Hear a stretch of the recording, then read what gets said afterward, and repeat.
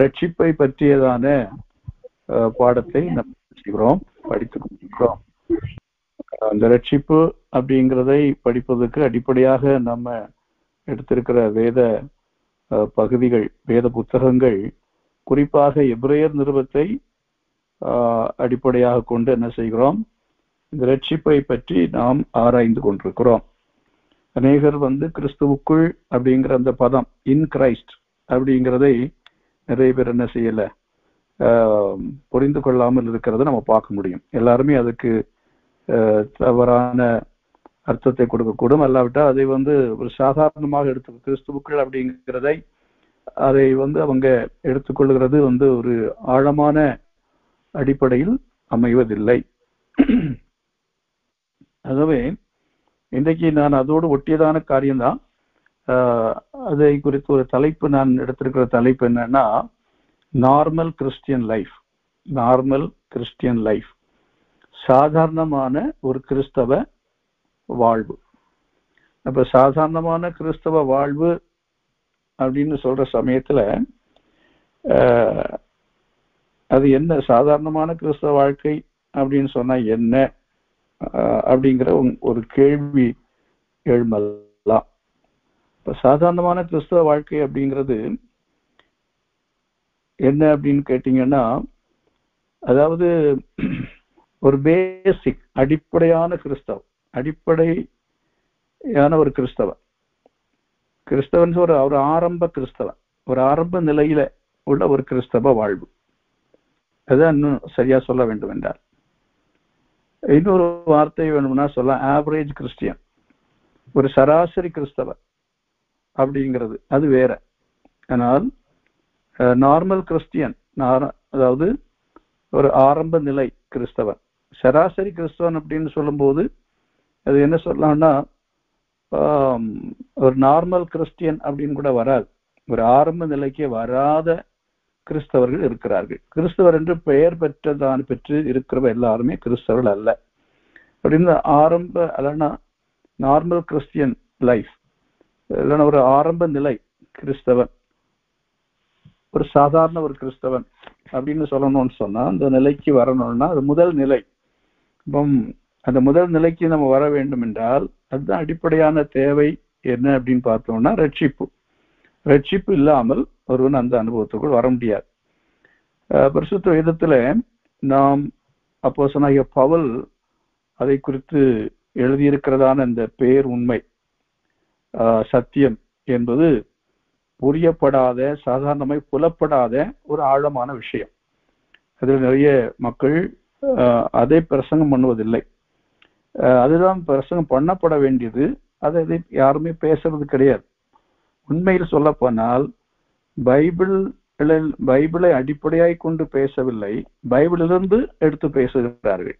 நான் சொன்னா உங்களுக்கு புரியும் நினைக்கிறேன், புரிஞ்சிருக்கும்னு நினைக்கிறேன். பைபிள்ல இருந்து எடுத்து பைபிளை உபயோகப்படுத்துறாங்க. People are using the Bible as an instrument to give messages, இல்லைன்னா to preach. அது வெளியில சபைக்கு வெளியே பேசுறவங்களும் அப்படி எடுத்து பேசுறவர்கள் உண்டு. அதே போல சபைக்குள்ளே பேசுகிறதான பிரசங்கிமார்களா இருந்தாலும் பைபிள் கையில வைத்துக்கொண்டு அதை ஒரு டெக்ஸ்ட் புக்காக வைத்துக்கொண்டு அதிலிருந்து ஒரு வார்த்தையை எடுத்து எதையோ பேசுறத நம்ம பார்க்கிறோம். எதையோன்னு சொன்னால் என்ன, மக்களுக்கு தேவை இல்லாதது அல்ல, தேவையானவைகளை பேசுகிறார்கள், உண்மைதான்.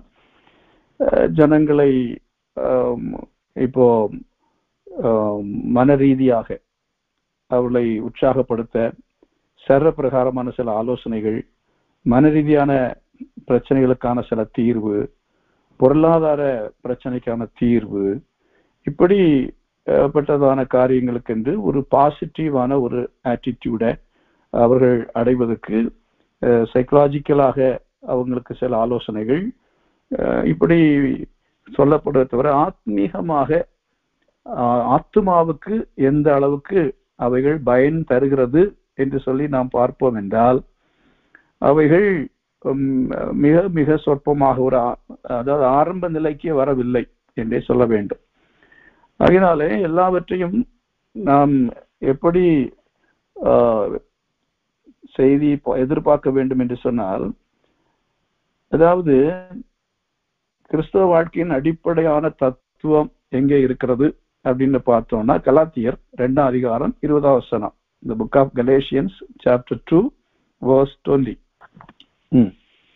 கிறிஸ்துவுடனே கூட சிலுவையில் அறையப்பட்டேன், ஆயினும் பிழைத்திருக்கிறேன். இனி நான் அல்ல, கிறிஸ்துவே எனக்குள் பிழைத்திருக்கிறார். நான் இப்பொழுது மாம்சத்தில் பிழைத்திருக்கிறதோ என்னில் அன்பு கூர்ந்து எனக்காக தம்மை தாமே ஒப்பு கொடுத்த தேவனுடைய குமாரனை பற்றும் விசுவாசத்தினாலே பிழைத்திருக்கிறேன்.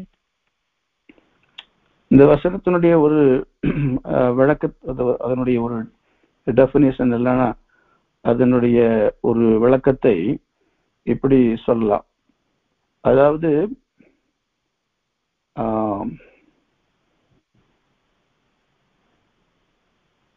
it is no longer I but Christ. Christ is not stating something special or peculiar, a high level of Christianity. He is, we believe, presenting God's normal for a Christian, which can be summarized in the words I live no longer. நான் இனி என்ன செய்யவில்லை, பிழைக்கவில்லை, வாழவில்லை. அப்போ but Christ lives his life in me அப்படின்னு ஒரு விளக்கம் கொடுக்கப்படுகிறது. But Christ lives his life in me. கிறிஸ்து அவருடைய வாழ்வை எனக்குள்ள என்ன செய்கிறார், வாழ்கிறார். God makes it quite clear in his word that he has only one answer to every human need. அதாவது மனுஷனுடைய தேவைகள் அப்படின்னு எடுத்துக்கிட்டோம்னு சொன்னா, வாக்குத்தத்தம் என்று எதிர்பார்த்து போகிறோமே, அந்த பெரிய வாக்குத்தத்தம் அது என்னவென்று சொன்னால் his son Jesus Christ, இயேசு கிறிஸ்துவே மனிதனுடைய அத்தியாவசிய தேவை, முதல் தேவை, முக்கிய தேவை, எல்லா தேவைக்கும் அடிப்படையானது அதுவே. அப்ப கிறிஸ்துதான் மனிதனுடைய தேவை. இப்ப கிறிஸ்துவாகி அந்த தேவையை விட்டு கிறிஸ்துவுக்கு வெளியே மனிதன் என்ன செய்கிறான், தேடுகிறத பார்க்கிறோம். அதே போல பிரசங்கம் பண்ணப்படுகிறது. கிறிஸ்துவை அறிவித்து விட்டால், கிறிஸ்துவுக்குள் ஒருவன் வந்துவிட்டால், வேதம் என்ன சொல்லுகிறது, கிறிஸ்துவுக்குள் ஒருவன் இருந்தால் புது சிருஷ்டியா இருக்கிறான், பழையவர்கள் எல்லாம் ஒழிந்து போயின, எல்லாம் புதிதாயின. கிறிஸ்துவுக்குள் என்று பயன்படுத்தப்படுகிறதான பதங்களிலே சில பதங்களை எடுத்து நம்ம பார்த்தோம். நீங்கள் அவிதமாய் எடுத்து இன்னும் பல இடங்களில் சொல்லப்பட்டிருக்கிறதை வாசித்தால் உங்களுக்கு இது புரியும். எபேசியர் 1ஆம் அதிகாரத்துல 4வது வசனம் என்று நினைக்கிறேன், அதை எடுத்து வாசித்து பாருங்கள். எபேசியர் 1ஆம் அதிகாரம் 4வது வசனம் தானே, வாசியுங்கள். நம்முடைய கர்த்தராகிய இயேசு கிறிஸ்துவின் பிதாவாகிய தேவனுக்கு ஸ்தோத்திரம்.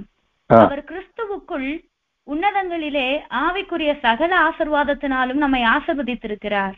கிறிஸ்துவுக்குள் நம்மை சகல ஆசீர்வாதத்தினாலும் ஆசீர்வதித்திருக்கிறார். ஆவிக்குரிய அப்படிங்கிறதுனால ஆவிக்குரிய ஆசீர்வாதம் மட்டுமல்ல, இங்கே சொல்லப்பட்டிருக்கிறதன்படி ஆவிக்குரிய ஆசீர்வாதங்களும் பூமிக்குரிய ஆசீர்வாதம், சகல ஆசீர்வாதத்தினாலும் நம்மை தேவன் ஆசீர்வதித்திருக்கிறார். அப்படி என்றால் கிறிஸ்துவுக்குள், கிறிஸ்து இருந்தா கிறிஸ்துவுக்குள் எல்லாமே கிடைக்கும். அப்ப கிறிஸ்துவுக்குள் எல்லா ஆசீர்வாதங்களும் இருக்கிறது, எல்லா நன்மைகளும் இருக்கிறது. அதுதான் நாம் விளங்கிக் கொள்ள வேண்டிய மகா பெரிய சத்தியமாயிருக்கிறது.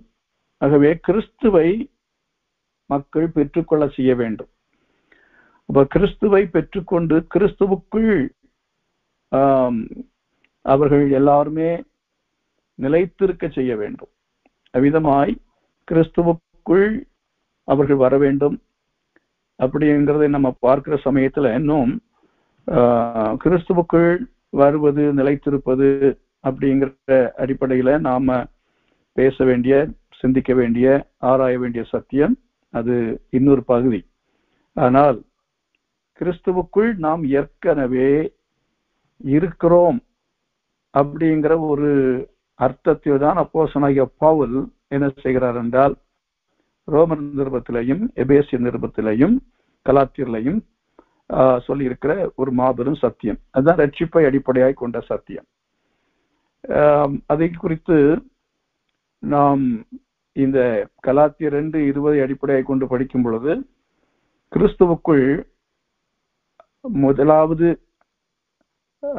பெறுகிறதான ஆவிக்குரிய ஆசீர்வாதம் அப்படி என்றால் என்ன என்பதை பார்ப்போம். என்றால் கலாத்தியர் 2ஆம் அதிகாரத்திலேயே 17ஆம் வசனத்தை வாசித்து பாருங்கள்.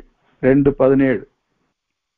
கிறிஸ்துவுக்குள் நீதிமான்கள் ஆக்கப்படும்படி நாடுகிற நாமும் பாவிகள். கிறிஸ்துவுக்குள் நீதிமான்கள் ஆக்கப்படுதல், அதுதான் முதல் ஒரு பெரிய உண்மை. ரட்சிப்புக்கு அடிப்படையானது, ரட்சிப்போடு கூடிய தொடர்புள்ள ஒரு பெரிய சத்தியம், உண்மை, ஆசீர்வாதம் என்னவென்று, ஆவிக்குரிய ஆசீர்வாதம் என்று சொல்லும் பொழுது கிறிஸ்துவுக்குள் தான் நம்ம நீதிமான்களாக்கப்பட முடியும். கிறிஸ்துவுக்குள் நீதிமான்களாக்கப்படுதல், அதை நீங்கள் 15ஆம் வசனத்தையும் 16ஆம் வசனத்தையும் கூட வாசித்து பாருங்கள். 15, 16. புறஜாதியாரில் பிறந்த பாவிகளாயிராமல் சுபாவத்தின்படி யூதராய் இருக்கிற நாமும் இயேசு கிறிஸ்துவை பற்றும் விசுவாசத்தினாலே அன்றி நியாயப்பிரமாணத்தின் கிரியைகளினாலே மனுஷன் நீதிமானாக்கப்படுவதில்லை என்று அறிந்து, நியாயப்பிரமாணத்தின் கிரியைகளினால் அல்ல, கிறிஸ்துவை பற்றும் விசுவாசத்தினாலே நீதிமான்கள் ஆக்கப்படும்படிக்கு கிறிஸ்து இயேசுவின் மேல் விசுவாசிகளானோம். நியாயப்பிரமாணத்தின் கிரியைகளினாலே எந்த மனுஷனும் நீதிமானாக்கப்படுவதில்லையே.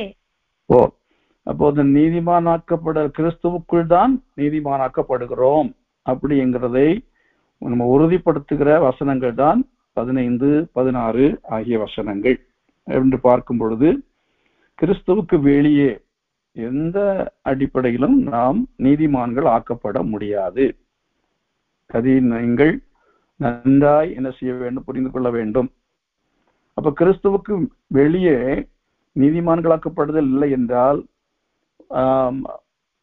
கிறிஸ்துவுக்கு வெளியே ஒரு மனிதன் ரட்சிப்பை அடைய முடியாது. ரட்சிப்பு என்று சொன்னால் என்ன அப்படிங்கிறத நாம் ஏற்கனவே பார்த்தோம். என்ன ரட்சிப்பு என்று சொல்லும் பொழுது, நித்தியமான மரண ஆக்கினையிலிருந்து நம்மை ரட்சிப்பது. அது கிறிஸ்துவின் மூலமாக மட்டுமே அதை தேவன் கடவுள் ஏற்படுத்தி இருக்கிறார். அது ஏன் அப்படி என்கிறது குறித்தெல்லாம் நம்ம ஏற்கனவே பல விதமான நம்முடைய வகுப்புகள்ல படித்திருக்கிறோம். ஞாபகம் இருக்கலாம். இல்லைன்னா பழைய இந்த யூடியூப்ல உள்ள வகுப்புகளை நீங்கள் அவ்வப்போது நீங்க எடுத்தீங்க, அப்போ எடுத்து கேட்டால் உங்களுக்கு இன்னும் தெளிவாக என்ன செய்யும், விளங்கும், புரியும். முதல் நாள்ல இன்றைக்கு வருகிறவர்கள் நீங்கள் புரிந்து கொள்வதை விட தொடர்ந்து ரெகுலராக வருகிறவர்கள் புரிந்து கொள்வது என்பது மிக எளிதாக இருக்கும், மிகவும் உற்சாகமாக இருக்கும். ஆகையினாலே ஏதோ ஒரு நாளிலே நான் கேட்டது எனக்கு சரியை புரியவில்லை என்று நினைத்து கொண்டு நீங்கள் வராமல் இருக்கக்கூடாது. நீங்கள் தொடர்ந்து வந்தால்தான் உங்களுக்கு இது சரியாக புரியும். வேத புத்தகத்தை நீங்கள் படித்தால்தான் உங்களுக்கு புரியும். கலாத்தியர், ரோமர், எபேசியர், எபிரேயர் ஆகிய இந்த புத்தகங்களை நீங்கள் என்ன செய்யுங்கள், எல்லாரும் திரும்ப திரும்ப வாசிக்க வேண்டும், திரும்ப திரும்ப வாசிக்க வேண்டும். அடுத்ததாக ஒரு வசனத்தை நாம் வாசிக்கலாம். கலாத்தியர் 2ஆம் அதிகாரம் 19ஆம் வசனம். முதல்ல என்ன சொன்னேன், கிறிஸ்துவுக்குள் நீதிமான்களாக்கப்படுதல். இன்னொரு வசனம் கலாத்தியர் 2:19. தேவனுக்கென்று பிழைக்கும்படி நான் நியாயப்பிரமாணத்தினாலே நியாயப்பிரமாணத்திற்கு மரித்தேனே. தேவனுக்கென்று பிழைப்பது என்கிற ஒரு விஷயத்தை அப்போஸ்தலனாகிய பவுல் சொல்லுகிறார். நியாயப்பிரமாணத்தினாலே அதற்காக மரிக்க வேண்டும். தேவனுக்கென்று பிழைக்க வேண்டும் என்றால், அதாவது நியாயப்பிரமாணத்தினாலே மரிக்க வேண்டுமா? அப்போ அது ரொம்ப ஆழமான சிந்திக்க வேண்டிய விஷயம். எதற்கு மரிக்க வேண்டும்? நியாயப்பிரமாணத்துக்கு மரிக்க வேண்டும். எதனால் மரிக்க வேண்டும்? நியாயப்பிரமாணத்தினாலே மரிக்க வேண்டும். அப்ப அதுதான் நம்ம விளங்கிக் கொள்ள வேண்டிய ஒரு ஆழமான விஷயம். அதை நாம் விளங்கிக் கொள்ள முடியும். அதாவது அப்போஸ்தலனாகிய பவுல் அதை எப்படி சொல்லுகிறார் பாருங்கள். அந்த 2வது அதிகாரத்துல 20ஆம் வசனத்துல, கிறிஸ்துவுடனே கூட சிலுவையில் அறையப்பட்டேன் அப்படின்னா இட்ஸ் பாஸ்ட் டென்ஸ். இது நிகழ்ந்த ஒன்று. அறையப்பட்டேன் என்று சொன்னால் அவர் மட்டுமல்ல, இன்னும் சொல்ல வேண்டும் என்று சொன்னால், கிறிஸ்துவோடு கூட சிலுவையில் நாம் எல்லாரும் அறையப்பட்டு விட்டோம். இது நிகழ்ந்த ஒரு சம்பவம். அதை கொஞ்சம் விளக்கமாக உங்களுக்கு சொல்லுகிறேன். முதலாவதாக ஆதாம் பாவம் செய்து பாவத்தில் விழுந்த போது, அல்லாவிட்ட பாவியான போது, உடனே அவனுக்கு சம்பவிக்க வேண்டிய மரணம், அது தேவன் அவருடைய கிருபையினாலே, இரக்கத்தினாலே, கருணையினாலே என்ன செய்தார் என்றால், அவனை கொல்லாமல், அவனுக்கு மரணத்தை கொடுக்காமல், மரணத்தை கொடுத்து பாவத்தின் சம்பளமாகிய நித்தியமான நரகத்தையும் உடனே அவனுக்கு கொடுத்திருக்க வேண்டும். அவர் 2 பேரும் நரகத்துக்கு அனுப்பியிருக்க வேண்டும். அப்படி அனுப்பியிருந்தால் என்ன சம்பவித்திருக்கும்? நாம் எல்லாரும் தேவனுடைய பிள்ளைகளாகும் ஸ்லாக்கியத்தை அவனோடு கூட நாமும் இழந்திருப்போம். மனுக்குலம் தேவனுடைய பிள்ளைகளாகும் ஸ்லாக்கியத்தை இழந்திருப்பார்கள். நீதிமான்களாக்கப்படுதல் அப்படிங்கிறது எப்படி வருகிறது என்றால், தேவன் என்ன செய்த கிருபையினால், அவர் இரக்கத்தினாலும் அவனை தேடி வந்தார். அவனை தேடி வந்து அவனோடு கூட ஒரு உடன்படிக்கையை செய்கிறார். அந்த உடன்படிக்கையை பலியினாலே செய்கிறதை பார்க்கிறோம். அந்த பலியை ஏதேனிலே அவர் முதலாவதாக நிறைவேற்றும் பொழுது அவர் என்ன உடன்படிக்கை செய்கிறார்? நீ என்ன செய்ய வேண்டும்? நீ சமாதானம், பாவம் செய்யும் பொழுதெல்லாம் நீ என்ன செய்ய வேண்டும் என்றால், இப்பொழுதும் உன் பாவத்தை அறிக்கை செய்து என்ன செய், இந்த பலியை நீ என்ன செய், ஏற்றுக்கொள், பலியை நீ செலுத்து, தொடர்ந்து இந்த பலியை செலுத்த வேண்டும், பலியை விசுவாசிக்க வேண்டும். பலியை விசுவாசித்து நீ பலியை செலுத்தும் பொழுது நீ செய்த பாவத்திற்கான தண்டனை அது என்ன செய்யப்படுகிறது? ரத்தாகிறது. நித்தியமான நரகத்திற்கு நீ தள்ளப்பட வேண்டியவன், அதையும் நான் என்ன செய்வேன்? உனக்கு கொடுக்காமல் உன்னை ரட்சிப்பேன், இந்த பலியின் மூலமாய் ரட்சிப்பேன் என்று சொல்லும் பொழுது நீ எதை விசுவாசிக்க வேண்டும்? ஸ்திரீயின் வித்தாக வரப்போகிற, ஸ்திரீயின் வித்தாக வந்து சர்ப்பத்தின் தலையை நசுக்க போகிற, கன்னியின் வயிற்றுல பிறக்க போகிற குமாரனை என்ன செய்ய வேண்டும்? விசுவாசிக்க வேண்டும். வரப்போகிறவரை விசுவாசிக்க வேண்டும், இரட்சகரை விசுவாசிக்க வேண்டும், மேசியாவை விசுவாசிக்க வேண்டும் என்பதையெல்லாம் அவனுக்கு அவர் சொல்லி கொடுத்து, அவர் அந்த பலியை நிறைவேற்றிவிட்டு எப்படி பலி செலுத்த வேண்டும் என்பதை கற்றுக் கொடுத்ததன் அடிப்படையில் தான் அவன் பலியை பிற்பாடு செலுத்த ஆரம்பித்தான். ஆபேல், காயின், பிறகு சரியா செலுத்தவில்லை காயின். ஆபேலுக்கு அடுத்தபடியாக சேத்துடைய வம்சம் அதை செலுத்தினார்கள். நோவாவரை செலுத்தினார்கள். நோவாவுக்கு பின்பு அதன் பின்பும் செலுத்தினார்கள். சேமின் வம்சத்தார், யாப்பேத் வம்சத்தார் செலுத்தி இருப்பார்கள். உலகமெங்கும் உள்ளதான மக்கள் பலர் செலுத்தி இருப்பார்கள். ஆனால் குறிப்பாக ஆபிரகாமை தேவன் தெரிந்து கொண்டு ஆபிரகாம் தேவன் உடன்படிக்கை செய்து அந்த உடன்படிக்கை புதுப்பிக்கிறார் என்று பார்க்கிறோம். ஆகவே உடன்படிக்கை என்கிறது பலியை அடிப்படையாய் கொண்டு உள்ளதான உடன்படிக்கை. ஆபிரகாமுக்கு தேவன் அந்த உடன்படிக்கையை பற்றி உறுதிப்படுத்தும் பொழுது விருத்த சேதனத்தையும் அடையாளமாக கொடுத்து என்ன செய்கிறார்? அவர் இன்னும் அதை செய்கிறத பார்க்கிறோம். ஆகவே அதற்குள்ளே உடன்படிக்கைக்குள்ளே இப்பொழுது நாம் செல்லுகிறதுங்கிறதை விட இந்த பலி ஆதாமுக்காக நிறைவேற்றப்பட்டு ஆதாமுக்குள் இருந்த நமக்காகவும் இயேசு கிறிஸ்து அவர் என்ன செய்கிறார் என்றால், அவர் மரிக்கும் பொழுது அவருடைய மரணத்தினாலே அவர் மரிக்கும் பொழுது இப்ப கவனிக்க வேண்டும். ஆதாம் என்ன செய்யணும்? அவன் மரிக்க வேண்டும். அவன் மரிப்பதற்கு தேவன் என்ன செய்கிறார் என்றால், அவருடைய குமாரன் ஆகிய இயேசு கிறிஸ்துவுக்குள், குமாரனா இயேசு கிறிஸ்துவுக்குள் நம்மை அவர் காண்கிறார். குமாரனா இயேசு கிறிஸ்துவுக்குள் நம்மை அவர் காண்கிறார். அவர் இரண்டாம் ஆதாமாக இயேசு கிறிஸ்துவை இந்த உலகத்துக்கு அனுப்பி, அவர் மரிக்கும் பொழுது, இயேசு கிறிஸ்து மரிக்கும் பொழுது அவருக்குள் நாம் எல்லாரும் இருக்கிறோம். நாம் எல்லாரும் கிறிஸ்துவுக்குள். தேவன் நம்ம என்ன செய்கிறார் என்றால், அவர் நம்மை அவர் எண்ணுகிறார். கிறிஸ்துவுக்குள் நம்மை அவர் என்ன செய்கிறார் என்றால் உட்படுத்துகிறார். அப்ப கிறிஸ்துவுக்குள் அவர் உட்படுத்துகிற இந்த விஷயம் என்பது கிறிஸ்துவுக்குள் ஆகுதல் என்பதை குறித்து நாம் இன்னும் கற்றுக்கொள்ள வேண்டியது சமயம் எடுத்து கற்றுக்கொள்ள வேண்டும். அதை நாம் என்ன செய்ய வேண்டும்? உலக தோற்றத்துக்கு முன்பு தேவனுடைய தீர்மானங்கள் இதெல்லாவற்றையும் குறித்து எபேசியில படிக்கிறோம் அல்லவா? உலக தோற்றத்துக்கு முன்பதாகவே கிறிஸ்துவுக்குள் அவர் கொண்டு வந்த தம்முடைய அனாதி தீர்மானத்தின்படியே என்றெல்லாம் சொல்லப்பட்டிருக்கிறது.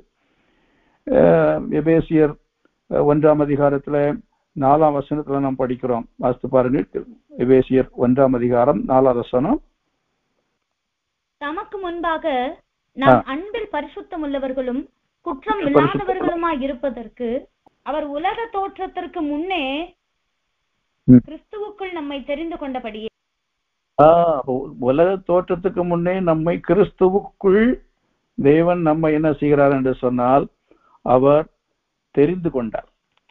அப்ப அந்த தெரிந்து கொள்வதன்படி, இப்போ அவருடைய நோக்கத்தின்படி, இப்ப இயேசு கிறிஸ்து அவர் மரிக்கும் பொழுது, ஆதாம் பாவம் செய்த பொழுது நாம் எல்லாரும் பாவம் செய்தோம் என்பதுதான் தேவனுடைய கணக்கு. ஆதாமுக்குள் நாம் எல்லாரும் பாவிகள். இப்ப இயேசு கிறிஸ்து மரிக்கும் பொழுது இயேசு கிறிஸ்துவுக்குள் நாம் எல்லாரும் மரித்து விட்டோம். அதாவது அந்த மரணத்தை, தண்டனையை அனுபவித்ததாக கணக்கில் எடுக்கப்படுகிறது. அதே போல இயேசு கிறிஸ்துவுக்குள் தண்டனை நிறைவேற்றப்பட்டபடினாலே நாம் அந்த எல்லா விதமான தண்டனையிலிருந்தும், மரணத்திலிருந்தும், நியாய தீர்ப்பிலிருந்தும் விடுதலை ஆக்கப்படுகிறோம். இதைத்தான் ரோமர் நிருபம் 6ஆம் அதிகாரத்தில் அப்போஸ்தலனாகிய பவுல் என்ன செய்கிறார்? விளக்குகிறார். அதாவது ஆதாமுக்குள் இருந்த நமக்காகவும் அன்றைக்கு முதல் பலியே செலுத்தப்பட்டது. இயேசு கிறிஸ்து சிலுவையில் அறையப்பட்ட பொழுது நாமும் சிலுவையில் அறையப்பட்டு விட்டோம். அதைத்தான் இங்கே கலாத்தியர் 2ஆம் அதிகாரம் 20ஆம் வசனத்துல கிறிஸ்துவுடனே கூட சிலுவையில் அறையப்பட்டேன் என்று அப்போஸ்தலனாகிய பவுல் சொல்லுகிறதை நாம் என்ன செய்கிறோம்? பார்க்கிறோம். அதனால கிறிஸ்துவுக்குள்ளாக நாம் மரணத்துக்குள் ஆக்கப்பட்டு விட்டோம். வாசிக்கலாம். ரோமர் நிருபம் 6ஆம் அதிகாரம் அந்த 3ஆவது வசனத்தையும் 4ஆம் வசனத்தையும் மட்டும் வாசியுங்க. ரோமர் 6, 3, 4 வசனங்கள். கிறிஸ்து இயேசுவுக்குள்ளாக ஞானஸ்நானம் பெற்ற நாம் அனைவரும் அவருடைய மரணத்துக்குள்ளாக ஞானஸ்நானம் பெற்றதை அறியாமல் இருக்கிறீர்களா? மேலும் பிதாவின் மகிமையினாலே கிறிஸ்து மரித்தோரிலிருந்து எழுப்பப்பட்டது போல நாமும் புதிதான ஜீவனுள்ளவர்களாய் நடந்து கொள்ளும்படிக்கு அவருடைய மரணத்திற்குள்ளாக்கும் ஞானஸ்நானத்தினாலே கிறிஸ்துவுடனே கூட அடக்கம் பண்ணப்பட்டோம். இப்போ அது எப்போ உண்மையில அது நிறைவேறுகிறது என்று சொன்னால், தேவன் அதை கணக்கில் எடுத்துக் கொள்கிறார் என்றால், நாம ஞான ஸ்நானம் எடுக்கும் பொழுது விசுவாசித்து இயேசுவை ஏற்றுக்கொள்ள வேண்டும். விசுவாசித்து இயேசுதான் அந்த பலியாகி விட்டார் என்பதை விசுவாசிக்கணும். அப்புறம் ஞான ஸ்நானம் எடுக்கும்போது உடன்படிக்கையை நாம் செய்கிறோம். அந்த உடன்படிக்கை மூலமாக நாம் கிறிஸ்துவுடைய மரணத்துக்குள் ஆக்கப்படுகிறோம். அப்போ தண்டனை நமக்கு, அதாவது நம்ம அந்த தண்டனையை நாம் நிறைவேற்றி விட்டதாக கணக்கில் வருகிறது. உண்மையில சொல்ல போனால் நாம ஆண்டவர் அந்த தண்டனை கொடுத்து மரணத்துக்குள் ஆக்கியிருந்தால் நாம் திரும்ப உயிரோடு எழும்பி இருக்க மாட்டோம். கர்த்தர் நம்மை உயிரோடு திருப்பி மறிக்க செய்து திருப்பி உயிரோடு எழுப்பி இருப்பது என்பது சாத்தியமான காரியம் அல்ல. அதை தேவன் அப்படி செய்ய முடியாது. ஆகையினால இங்கே என்னவென்று சொன்னால், இயேசு கிறிஸ்துவை அனுப்பி அவரை மரணத்துக்குள்ளாக்கி அவருக்குள்ளா நாம் எல்லாரும் மரணத்துக்குள்ளாக்கப்பட்டவர்களாக மாறுகிறோம். இப்போ முக்கியமான ஒரு 3 தலைப்பை நான் உங்களுக்கு சொல்லுகிறேன். அதாவது விதமாய் மரணத்துக்குள்ளாக்கப்பட்டோம் என்கிறதை அடிப்படையாக கொண்டு கிறிஸ்துவுக்குள் ஆகுதல் என்பதற்கு ஒரு நார்மல் கிறிஸ்டியன் லைஃப், ஒரு சாதாரணமான ஒரு அடிப்படை கிறிஸ்தவ வாழ்விற்கு நாம் செய்ய வேண்டியவைகள் 3. நம்பர் 1, அறிந்து கொள்ளுங்கள், நோய். நம்பர் 2, ரெக்கனிங், அதாவது எண்ணிக்கொள்ளுங்கள். நம்பர் 3, 3வது ஒப்புக்கொடுங்கள். அப்போ ரோமர் 6ஆம் அதிகாரம் 6ஆம் வசனத்தை வாசிக்கலாம். ரோமர் 6:6. நாம் இனி பாவத்துக்கு ஊழியம் செய்யாதபடிக்கு பாவ சரீரம் ஒழிந்து போகும் பொருட்டாக நம்முடைய பழைய மனுஷன் அவரோட கூட சிலுவையில் அறையப்பட்டதென்று அறிந்திருக்கிறோம். பழைய மனுஷன் சிலுவையில் அறையப்பட்டது என்று அறிந்திருக்கிறோம். அந்த மரணத்து பாவத்தின் சம்பளமாகிய மரணம் சிலுவையில நிறைவேற்றப்பட்டது. அது கிறிஸ்துவோடு கூட சிலுவையில் அறையப்பட்டு விட்டோம் என்பதை அறிந்திருக்கிறோம். அந்த அறிவு இப்ப இவ்வளவு நேரம் சொன்ன பாருங்க, இந்த அறிவு நமக்கு தேவை. நல்ல இதை கவனித்து கேட்கிறவங்களுக்கு தான் புரியும். அப்போ அறிந்து கொள்ள வேண்டும். இவ்வளவு நேரம் சொன்ன இந்த விஷயம், எப்படி மரணத்துக்குள்ளாகிறோம் அப்படிங்கிறது என்ன செய்யணும், அறிந்து, அந்த நாலேஜ் முதல்ல வேணும். இதுதான் அடிப்படையா நம்ம இருக்க வேண்டிய அறிவு, கிறிஸ்தவனுக்கு இருக்க வேண்டிய அறிவு. இந்த அறிவு இல்லாமல் ரட்சிப்பை அவன் அறிந்து கொள்ள பெற முடியாது. நம்பர் 2, ரோமர் 6ஆம் அதிகாரம் 11ஆம் வசனம். ரோமர் 6:11. அப்படியே நீங்களும் உங்களை பாவத்துக்கு மரித்தவர்களாகவும் நம்முடைய கர்த்தராகிய இயேசு கிறிஸ்துவுக்குள் தேவனுக்கென்று பிழைத்திருக்கிறவர்களாகவும் எண்ணிக்கொள்ளுங்கள். மரித்து விட்டது மட்டுமல்ல, இப்போ நாம் என்ன செய்து விட்டோம், கிறிஸ்து அவர் மரித்தபோது நம்ம எல்லாரும் மரித்தோம். அவர் உயிரோடு எழுந்த போது, அவர் உயிரோடு எழுந்த பொழுது நாமும் உயிரோடு எழுப்பப்பட்டு விட்டோம். அதைத்தான் அப்போஸ்தலனாகிய பவுல் அங்கே சொல்லுகிறார். நாம் எல்லாரும் உயிரோடு எழுப்பப்பட்டிருக்கிறோம். அப்படி நாம் பிழைக்கிறோம். இப்ப கிறிஸ்து உயிரோடு எழும்பினதுனால கிறிஸ்துவுக்குள் தேவனுடைய கணக்கின்படி நாம் எல்லாரும் உயிரோடு இருக்கிறவர்கள்.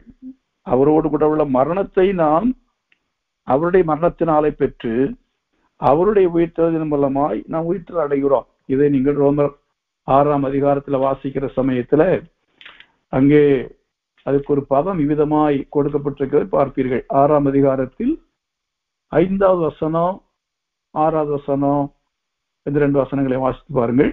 குறிப்பாக 5ஆம் வசனம். ஆதலால் அவருடைய மரணத்தின் சாயலில் நாம் இணைக்கப்பட்டவர்களானால் அவர் உயிர்த்தெழுதலின் சாயலிலும் இணைக்கப்பட்டிருப்போம். அப்போ இது உண்மையான மரணம் நம்ம அடைந்தோம் என்பதில் சாயல் அப்படிங்கிற வார்த்தையை பார்க்கிறோம். மரணத்தின் சாயலில், அதே மாதிரி உயிர்த்தெழுதலின் சாயலில், இதை தான் தேவன் கணக்கில் எடுத்துக்கொள்கிறார். இப்போ ஒரிஜினல் என்னன்னா, ஒரு சர்டிபிகேட்டுடைய ஒரு ஒரிஜினல் காப்பி, ஒரிஜினலை சில இடத்துல கொடுத்தா ஏற்றுக்கொள்வார், சில ஜெராக்ஸ் காப்பி இருந்தாலே போதும். அந்த விதமாகவே தேவன் இதை என்ன செய்கிறார், ஏற்றுக்கொள்ள. அந்த ஒரிஜினல் என்கிறது ஒன்று, டூப்ளிகேட், அதாவது என்னுடைய ஜெராக்ஸ் காப்பிங்கிறது இன்னொன்று என்கிறது போல ஓரளவு நாம் புரிந்து கொள்ள முடியும். அதனால இப்போ 3வது ரோமர் 6ஆம் அதிகாரம் 19ஆம் வசனத்தை வாசித்து முடிக்கலாம். ரோமர் 6:19. உங்கள் மாம்ச பலவீனத்து நிமித்தம் மனுஷர் பேசுகிற பிரகாரமாய் பேசுகிறேன்.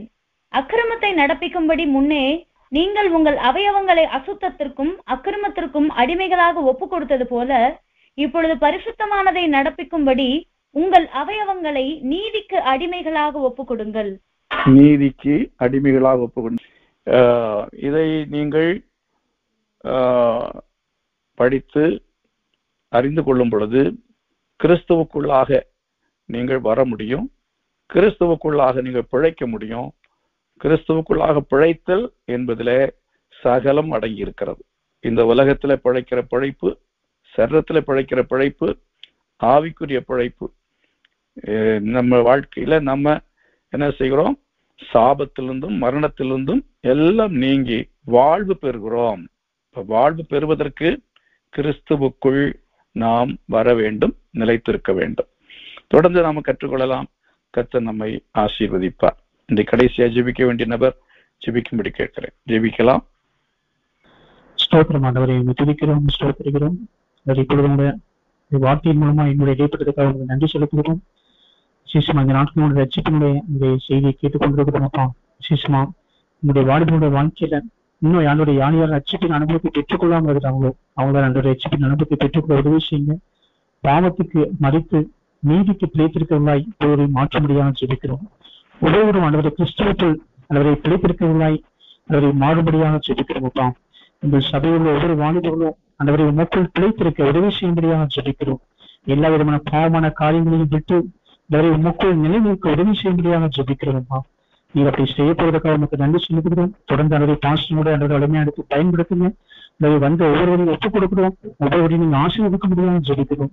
வர தடைப்பட்ட பிள்ளைங்களும் அந்த வரும் நாட்கள் அந்த அழைப்பு விட முடியாமல் ஜெபிக்கிறோம் அப்பா. இயேசுவின் நாமத்தில் ஜெபிக்கிறோம் இந்த நல்ல பிதாவே. ஆமென். ஆமென்.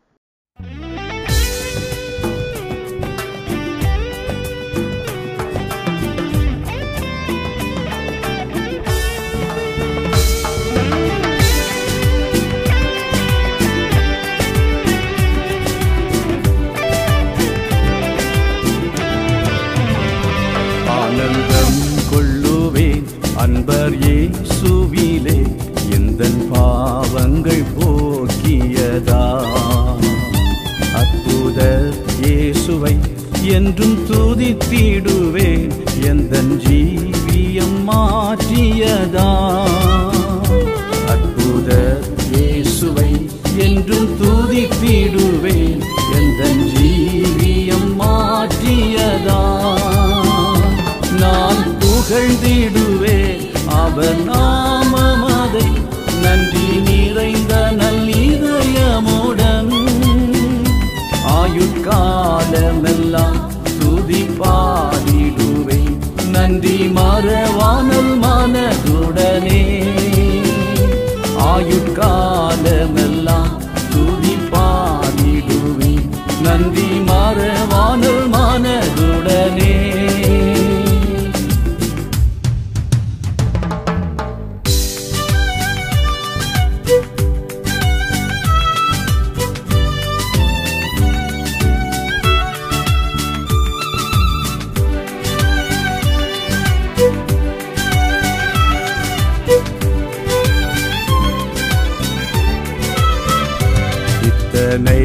அற்புத நன்மைகள் செய்தவர் இன்னமும் எம்மை காத்திடுவார். அத்தனை நாட்களும் எம்மை நடத்திடவே கர்த்தர் இயேசுவே முன் செல்கிறார்.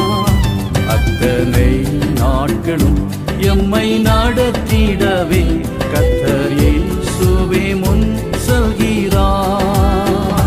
நான் புகழ்ந்திடுவேன் அவர் நாமமதை, நன்றி நிறைந்த நல்லிதயமுடன். ஆயுட்காலமெல்லாம் துதி பாடிடுவேன், நன்றி மறவாமல் மனதுடனே. ஆயுட்காலமெல்லாம் துதி பாடிடுவேன், நன்றி மறவாமல் மனதுடனே.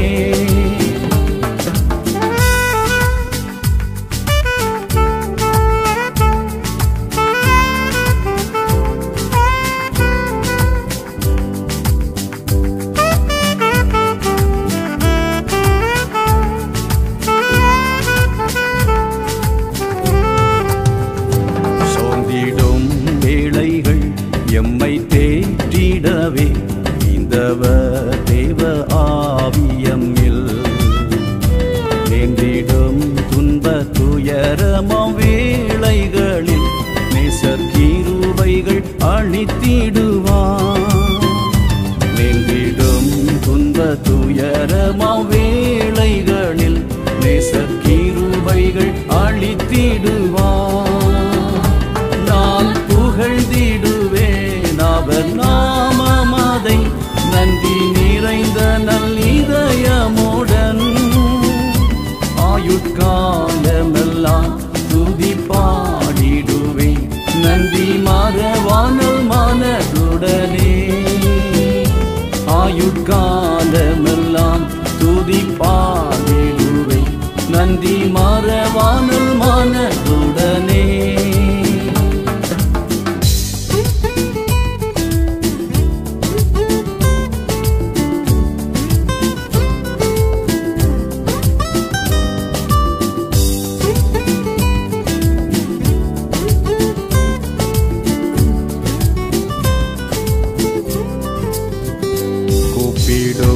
வேளைகள் நேசக்கொடி அசைத்தே வேகமாய் வந்தே பதிலளித்தார். தப்பிடும் வழிகள் எந்த ஆபத்தினில் வேத வசனத்தால் நடத்திடுவார்.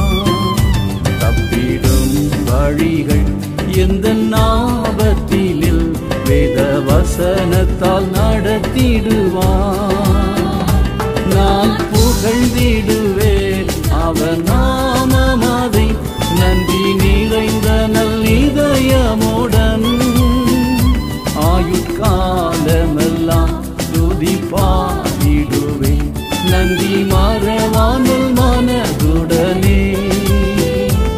ஆயுட்காலமெல்லாம் துதி பாடிடுவேன் நன்றி மறவானல் மனதுடனே.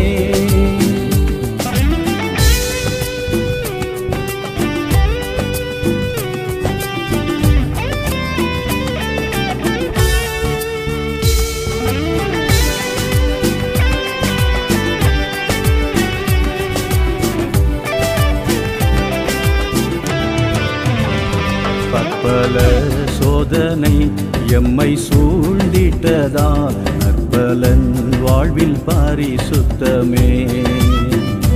சீயோனை எமக்காய் கட்டி வெளிப்படுவார் சேர்வேன் தரிசிக்க தூய முகம். சீயோனை எமக்காய் கட்டி வெளிப்படுவார் சேர்வேன் தரிசிக்க தூய முகம். நான் புகழ்ந்திடுவேன் அவர் நாமமதை நன்றி நிறைந்த நல்லிதயமுடன். ஆயுட்காலமெல்லாம் துதி பாடிடுவேன் நன்றி மறவானல் மனதுடனே. ஆயுட்காலமெல்லாம் துதி பாடிடுவேன் நன்றி மறவானல் மனதுடனே.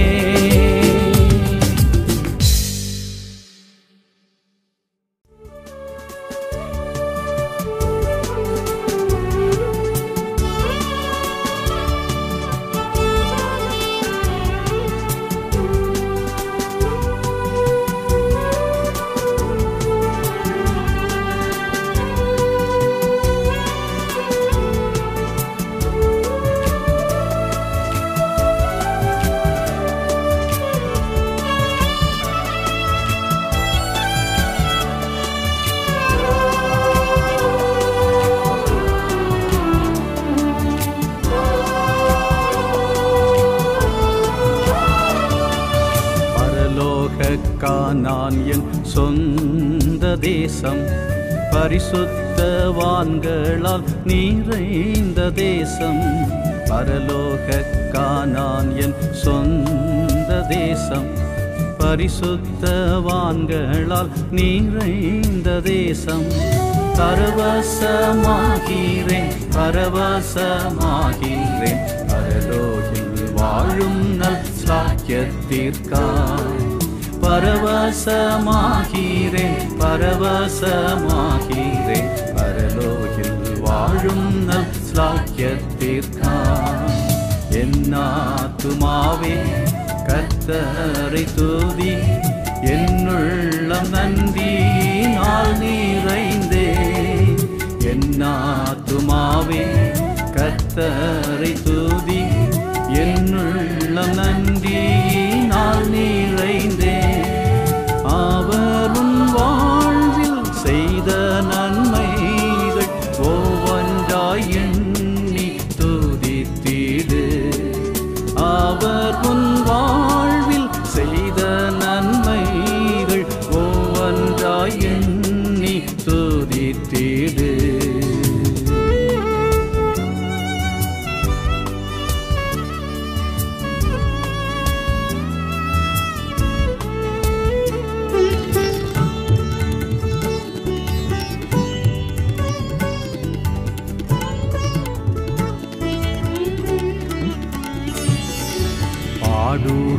பலவித சோதனை வந்தும் பரிசுத்தமே என் வாழ்வின் லாபம். பாடுகள் பலவித சோதனை வந்தும் பரிசுத்தமே என் வாழ்வின் லாபம். பஞ்சமோ பாசியோ என்னை வருத்தியும் பக்தனாய் ஜீவித்தேன் அவர் கிருபை. பஞ்சமோ பாசியோ என்னை வருத்தியும் பக்தனாய் ஜீவித்தேன் அவர் கிருபை. என் ஆத்துமாவே கர்த்தரை துதி, என்னுள்ளம் நன்றியினால் நிறைந்தே. என் ஆத்துமாவே கர்த்தரை துதி, என்னுள்ளம் நன்றியினால் நிறைந்தே. அவர் உன் வாழ்வில் செய்த நன்மைகள் ஒவ்வொன்றாய் எண்ணி துதித்திடு. அவர் உன் வாழ்வில் செய்த நன்மைகள் ஒவ்வொன்றாய் எண்ணி துதித்திடு.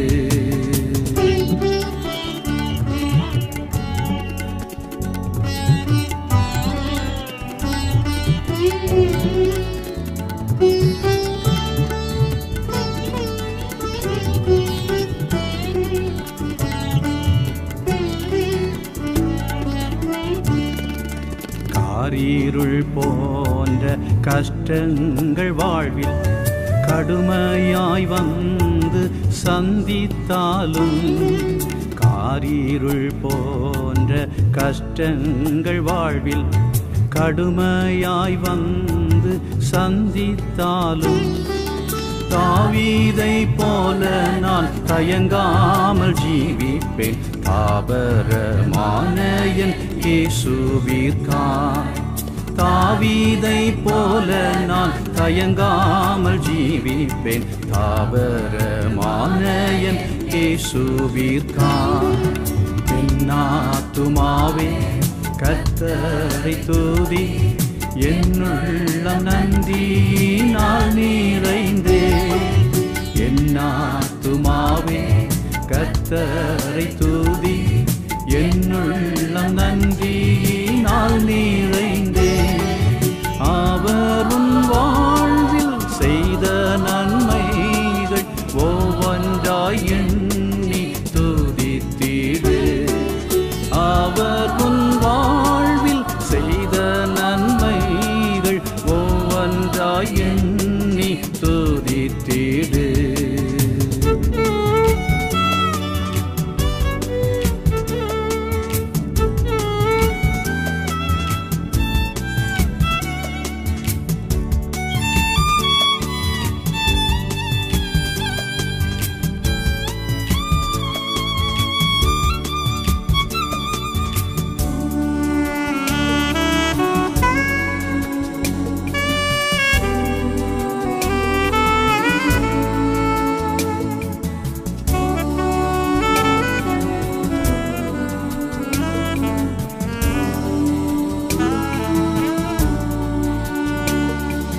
சாத்தானின் சேனைகள் சர்வமும் ஜெயித்த சாந்த சொரூபியன் இயேசு அங்கே. சாத்தானின் சேனைகள் சர்வமும் ஜெயித்த சாந்த சொரூபியன் இயேசு அங்கே. பரலோகில் என் கண்ணீர் யாவையும் துடைப்பார், பரலோடு நித்தியமாய் வாழ்ந்திடுவே. பரலோகில் என் கண்ணீர் யாவையும் துடைப்பார், பரலோடு நித்தியமாய் வாழ்ந்திடுவே. என் ஆத்துமாவே கர்த்தரை துதி, என்னுள்ளம் நன்றியினால் நிறைந்தே. என் ஆத்துமாவே கர்த்தரை